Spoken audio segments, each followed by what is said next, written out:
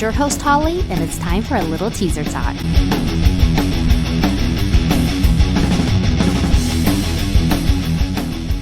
Going on, everyone. Happy Teaser Talk Tuesday, and welcome to the podcast, Alan Goldsher. How are you today, sir? I'm good, Holly. How are you? I am fabulous. I am starting my day talking to you, and I'm excited to get re-energized about talking about music and emo music and 90s rock and music in general. So Bring it on. I'm always excited to chop it up about 90s music. It seems like, I'm sort of stuck in that era, and I don't think there's anything wrong with it. I think some people may be like, dude, get in the present. It's 2024. And I'm like, you know what? I'm going to listen to my grunge stuff. I'm happy. I'm going to make myself a Green Day playlist to exercise to tomorrow, Correct. Yeah. And I was happy that I feel like for a moment in time, emo was coming back, and I feel like it's still there, but I was excited to kind of see us cool again for like maybe a year span. But yeah, did you ever read the book Meet Me in the Bathroom? Sir, I don't even know you yet. At least take me to dinner. I'm kidding. What'd you say? It's a book called Meet Me in the Bathroom. It's an oral history. I love me some oral histories about the history of emo and downtown New York. And if you are down with that stuff, which I know you are, you got to read it. And it's only like 700 pages, so you'll be fine. Beautiful. I'm going to make sure to get that on Audible so I can hear it, because 100%. I'm more so an Audible type of gal. Anyway, so I'm excited to dive more into your story, but real quick, can you give a little bit of an introduction for listeners who aren't familiar with who you are? Okay, so I am a bass player, I am a producer, and I am a writer, and I am busy, obviously, with all that. Clearly, with all those things. Are the writing, we're going to start with the, more pedantic stuff first. Been writing since like 96, wrote a book probably more saliently for this interview, kind of a Modest Mouse biography, which Isaac Brock in print threatened to kill me about because there was all filled with lies. I should note that I reached out to his team like a million times to try and get interviews with the guys. But I was not thrilled about the threat because he is a bare knuckle boxer, at least was at the time. I mean, he would. No offense, but there's a good chance he might fuck you up. 100%. Oh, 100%. You can't fight. But oh no, I can't fight. No, it's a little aggressive. I'm a wuss. I'm an artiste. We don't. We're not fighters up in here. Exactly. But I'm also a jazz guy, and I wrote a book about Art Blakey, the drummer. I wrote a book about Dave Brubeck, the pianist. I wrote a few novels that are set in the music industry, and I also have done a lot of freelance work. I've written for Bass Player Magazine. I've written for Guitar Player Magazine. I've written for Drum Magazine. And I also do a lot of sports writing, for which I've written for Playboy, which is how we met, actually. We met when Holly did a wonderful interview for Playboy.com, which will be hopefully dropping. It's wonderful to be determined. We'll see. Oh, it's fantastic. You crushed it, dude. You nailed it. It was really fun. I do some writing I've done writing for Apple. I've done writing for NBA.com, NFL.com, blah, blah, blah. That's my writing life. That's what, quick, though, before we move on to the next list of 500 things that you are talented on. What's your thoughts on AI, the whole copywriting thing, ChatGPT, Jasper AI, all these things? Great question. Yeah, great question. I use it for very specific things, right? When you're writing about sports, you got to find the Picayune nerd stats, and that's a great place to do it. Saves a ton of time. Like this morning, for instance, I was writing an article about the Chicago Bears, as I want to do because I'm from Chicago. And I needed to find out some quarterback stats, some really nerdy quarterback stats. So rather than go to one of my go-to stat sites, I just pop into ChatGPT. Hey, how many sacks has Caleb Williams taken this year? And spits it right out. The other thing I like to do on ChatGPT is optimize headlines, right? I don't always use the optimizations they give me. I'll write something like Holly Nicole does blah, blah, blah. And I'm like, okay, I can do better than that. So I'll enter it into ChatGPT and say, spew out 10 of these optimized for clickability and SEO. And it'll spew out 10 of them. Sometimes I'll use it, sometimes I don't. But my brain does not think all the time in SEO language, Yes. right? So that's been super helpful in that respect. In terms of actual writing, not happening. You can tell, and I mean, it's not always going I to was be about to this say way. that, yes. Yeah, it's not always going to be this way, but you can tell right now when something has been written by AI. It's going to get better because it's AI and that's what it does. But for right now, I want nothing to do with that. And I don't think, and this is we're getting off topic here, but I don't think that AI is going to ever eliminate copywriters. It's just Yeah. not going to happen. You know, there's too much creativity involved, and you know, the computer can be as creative as it wants. It can suck up every book in the history of mankind, but it's never going to have that warmth and that honesty. It's a computer, 100%. and you can tell it's a computer. Yeah, and you know, I'm a marketing nerd, so like I know that's why I wanted to touch on this because I use AI, you know, just probably like everybody else. But I always like to say you have to have AI with AI. You have to have actual intelligence and Yep, bring it to life. And we all see it like scrolling on Instagram or wherever, and we're like, oh, they chat GPT that shit. Like, totally. don't be a chat GPT that shit person, you guys. Anyway, No, be real. Be real. If you, I would rather have you write like shit than have someone else write something fake. You know what? Put it in your voice. If you're not a writer, who cares? yeah, you know, it was interesting, and this is I'm sure it's gotten better, but it was about a year, 2 years ago. Mhm. I was like, you know, trying to create like my, you know, content marketing plan and, you know, try to lay out some content. And I was like, okay, so I told like the prompts, like, give me like all of these people's birthdays. And it was Mhm. like, you know, musicians clearly, because it's for teaser talk. Right. And I don't know people's birthday.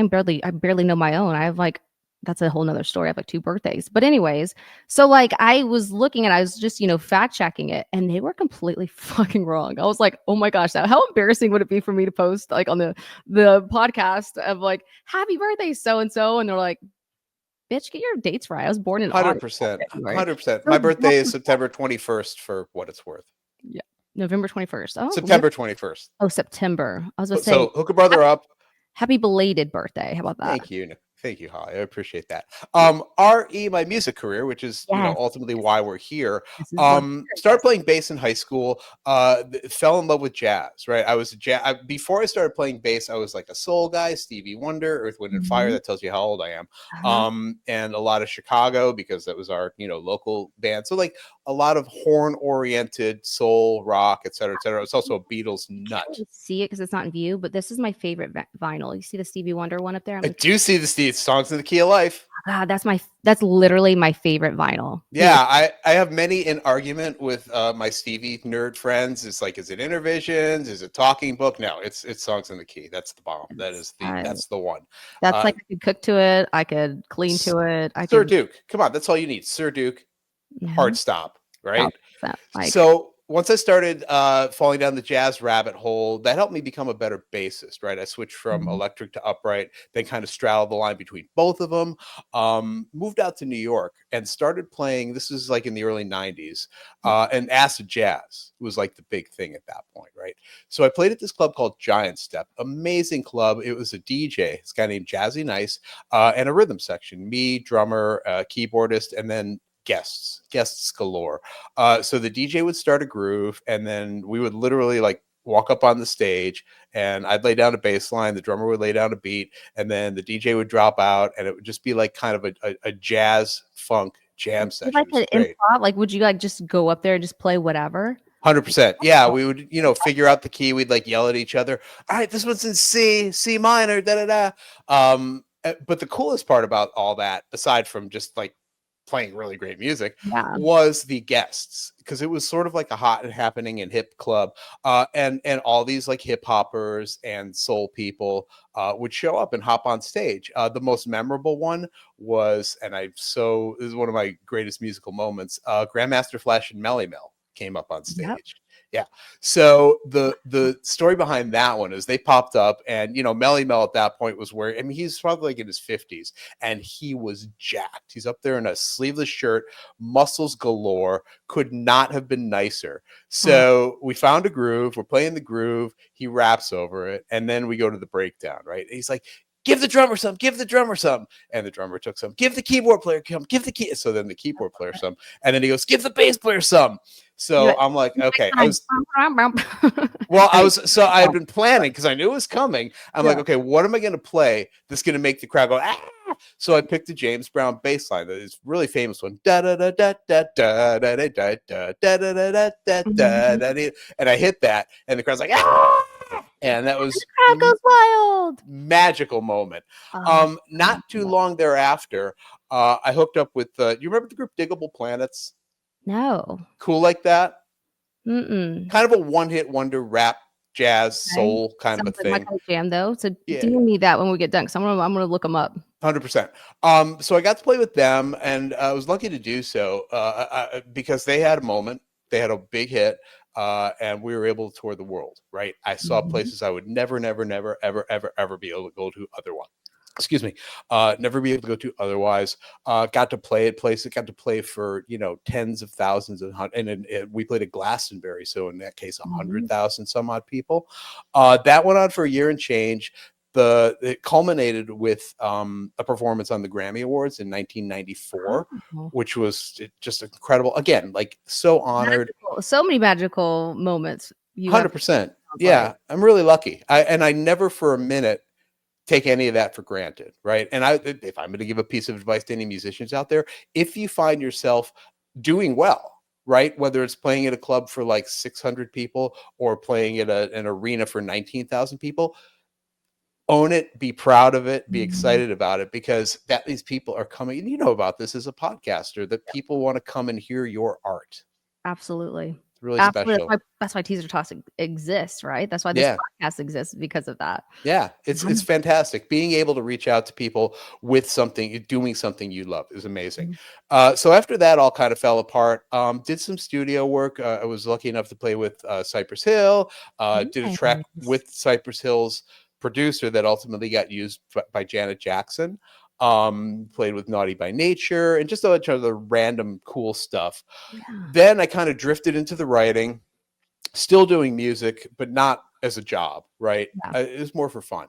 Playing cover bands, playing 90s cover bands, which is basically how you and I that's how we bonded. That's how we bonded. Moment. My people. 100%. So not too long thereafter, I'm like, okay, you know what? I want to start my own record label. I want to make my own music. I'm kind of tired of relying on other musicians to come to rehearsal prepared and on a timely basis, and to be as serious about it as I tended to be. I might have been a little serious, a little too serious here and there, but when you're doing your own thing, when you're in your little studio, making your drum beats, hitting the bass lines, playing the keyboards, and you don't have to worry about other people showing up on time, and you can do exactly what you want to. And I love collaborating, right? This isn't like I hate other people and I'm only going to make my own music. Like you do, but I'm joking. Yeah. But so I started making tracks and tracks and tracks and more tracks. And I started a little record label. It's called Gold Note Records, an homage to Blue Note Records. And the gold comes from the Goldsher thing.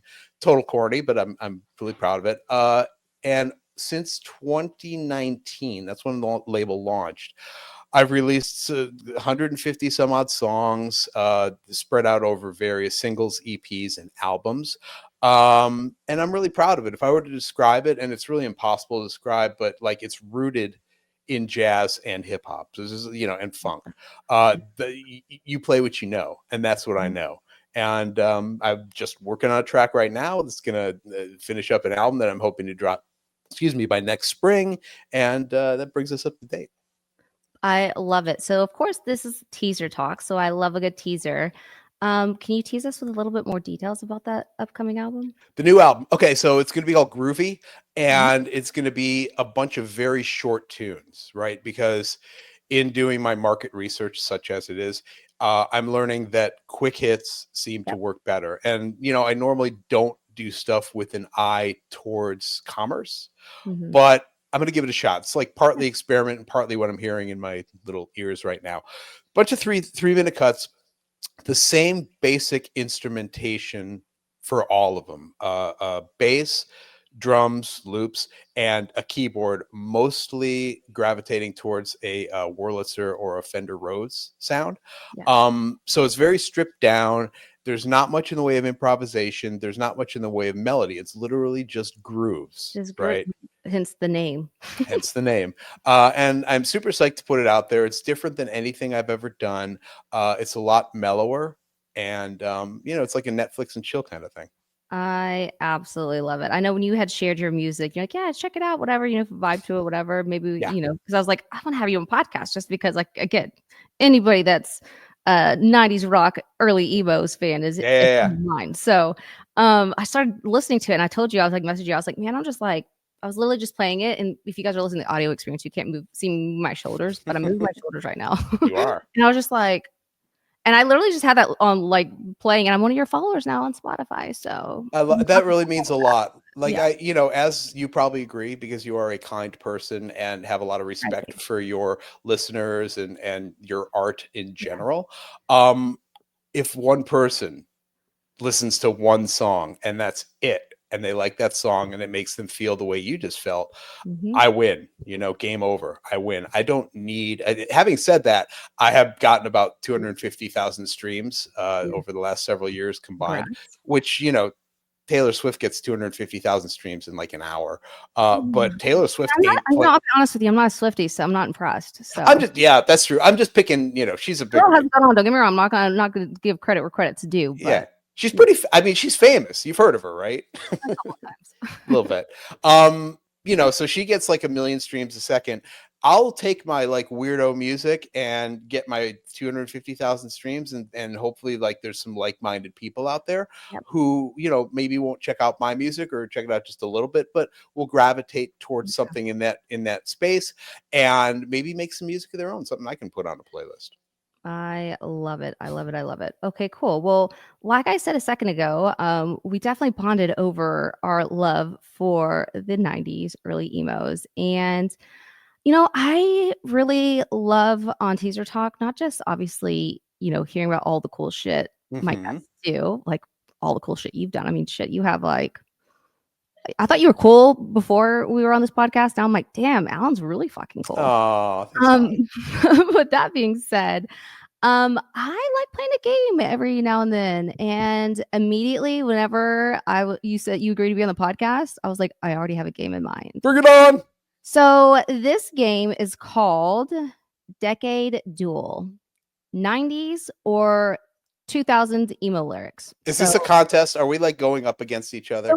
No, it's not a contest. Well, that wouldn't be fair because I would know the answers. 100%. You would absolutely know the answers. Absolutely. Well, I'd let you win, but I would know in the back of my mind. I'm like, I know all these because answers. You are a kind person. I try to be. I really try to be.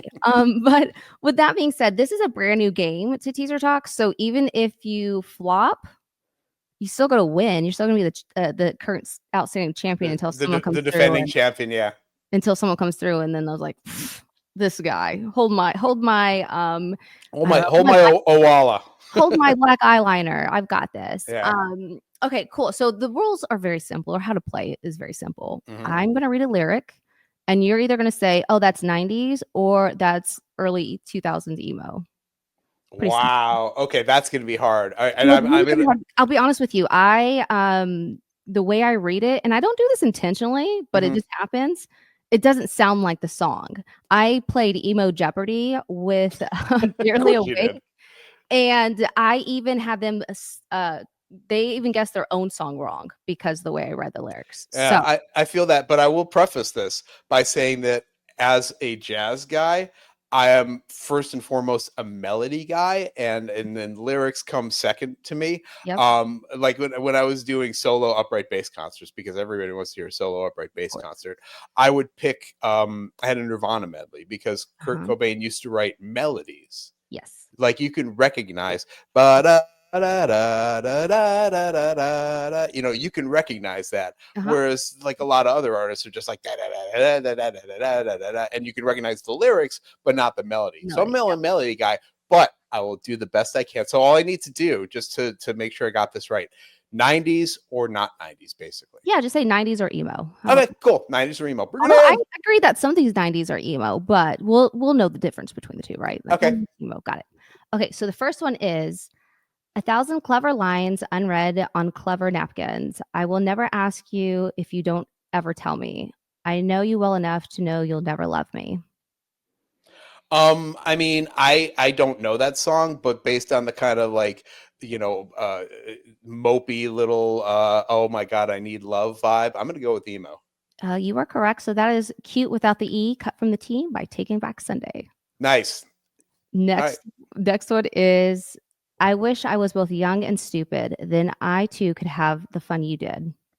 That is, I don't know that song again, and I'm probably going to get kicked in the nards for not knowing it because it's something probably really obvious. But it definitely has a grunge Seattle vibe. I sense the heroin in the lyrics, so I'm going to go with 90s. You got it. It's Amy Mann. You could make a killing, which I I don't know that song. So I'm a terrible. I love Amy, man. Like I've seen her in concert a couple times. She's wonderful.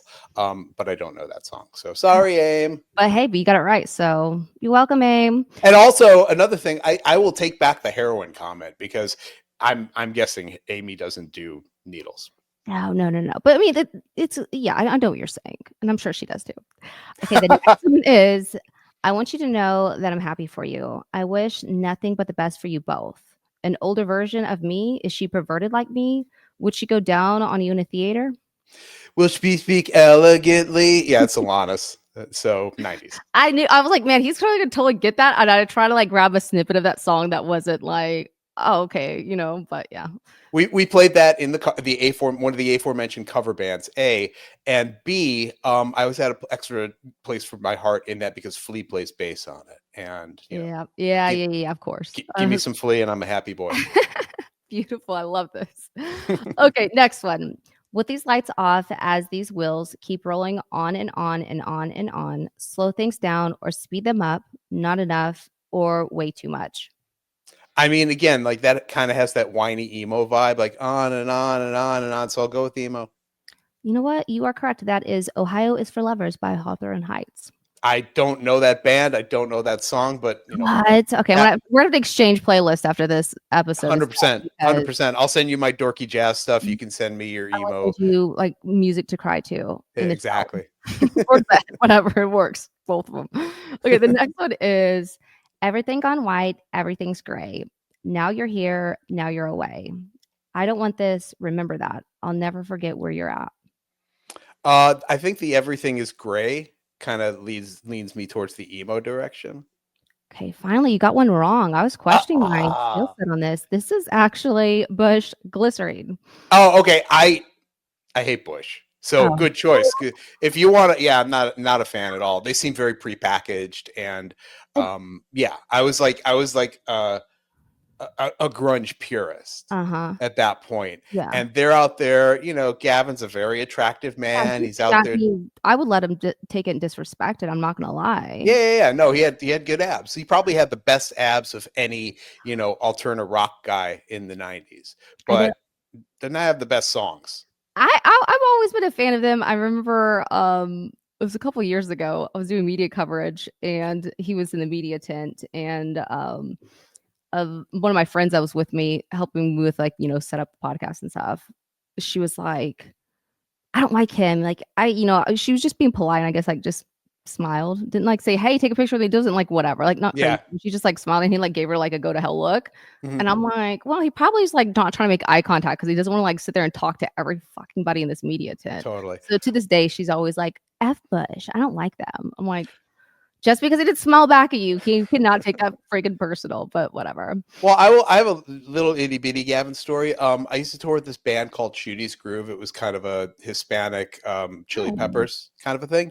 And somehow, I still have no idea how it happened, but somehow we ended up on a bill headlined by 311, and second band was No Doubt. This was like right when Just a Girl came out. Yeah. And this was when Gwen Stefani was with Gavin Rossdale. So he was around once in a while, and to his credit, like it was her show. He kind of stayed in the background a little bit. But to your point, to what you were saying, maybe he's just like super shy. Yeah, that or is like, just like a don't talk to me type of person. That too. We're nice people. Again, let's give him the benefit of the doubt. We'll just say 100%. I'm sure, because I mean, I still like him to this day, but whatever. Okay, so moving on to the next one. I know I felt like this before, but now I'm feeling it even more because it came from you. Then I open up and see the person falling here is me, a different way to be. Again, I mean, that's like an open up your heart kind of song and lay it all on the table. Because remember, emo is short for emotional. Yeah. And yeah, I'm gonna go with an emo. And I'm gonna go with you're wrong. That is the Damn it. Cranberries' Dreams. Oh my god, I'm killing myself. I love the Cranberries. I'm trying to find like the emo parts of these 90s so that obviously it doesn't give it too quickly away because yeah. But again, like this is a melody thing, like da da Mhm. da da Mhm. da da da da da. So if you had given me that, say name this melody, I'd be like That's it. Cranberries. Yeah. I had a game. I have a game, and it's 80s rock jam or 80s porn soundtrack. You would rule at that. Not trying to say that you're educated in 80s porn, but I'm it like was I'm weekly not an melody 80. snippets. I'm full Mhm. admission here. I am not an 80s music guy, not because of the musicianship or the songs, Mhm. but I hated the drum sounds and I hated the keyboard sounds and I Interesting. hated the digital mix, like that really metallic kind of like, as a bass player, I'd need some bottom end and 80s music never gave me enough bottom end. So So what you're saying is you're an 80s porn kinda guy. if you You look at me, got of course, yeah. It's porn written all over this face. Look at that. Okay, so here's the next one. I'm still living with your ghost, lonely and dreaming of the West Coast. I don't wanna Everclear, stop, done. you got it. I was Okay. just, I was swear to God, Holly, I I would be was slightly literally, disappointed if you got it, or if you got it wrong, but, I was trying to be emo when I said I, I mine. am not making this up. I am 100% telling you the truth on this. Not more than like 18 hours ago, Mhm. because I always put together playlists for exercise Yep, purposes, right? So I'm doing a lot of lifting right now, and I need lifting music. yep. And I swear, I put together an Everclear list. Oh my gosh. Not more than 18 years ago, 18 I hours ago. love it. I love it, Yeah. love it. Okay, last one. Mhm. My hopes are so high that your kiss might kill me. So won't you kill me so I die happy? My heart is yours to fill or burst, to break or bury, or wear as jewelry, whichever you prefer. I mean that I'm going to say emo because it sounds totally emo-y. But can we just sing some Everclear songs first before I get that one wrong too? 100%. I got the mic. Let's go. No. Anyhow, Yeah, okay. Anyways, so yeah, you are correct on that one. It is an emo song that is hands down by Dashboard Confessional. Dashboard Confessional. So So I used to date this girl back in the early 2000s, and she was uh-huh. like hardcore emo girl, and she was trying to really get me into bands like Dashboard, and Death Cab, and her big one was Mhm. Pedro the Lion, and that was really the only one that she really sucked me in was Pedro. They're a really good band. Yeah, I'll be honest with you, there was a guy, he's a friend of mine, but he loved Dashboard, and I was like, they're even for me, they were too whiny. So, They are no super offense to whiny. those who love I them, could but yeah. not a Death Cab guy either. Like they were so omnipresent. They just Yeah. Yeah, enough. I didn't hate them, but I also wasn't, like, adding them to my burned CD. Okay, let's see how you did here. 1, 2, 3. Okay, beautiful. So, Alan, I am so excited to announce that you're the winner because, of course, there's no one to go against, but Right.